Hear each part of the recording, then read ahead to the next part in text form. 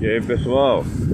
E aí, será que pode andar uma moto elétrica na chuva? Pessoal, eu costumo andar, hein? Quando a chuva é um pouquinho assim, sabe, fininha. Não sei se dá pra vocês verem no vídeo aí, mas tá chovendo. Tá garoando, né? Chuvinha assim eu ando, né?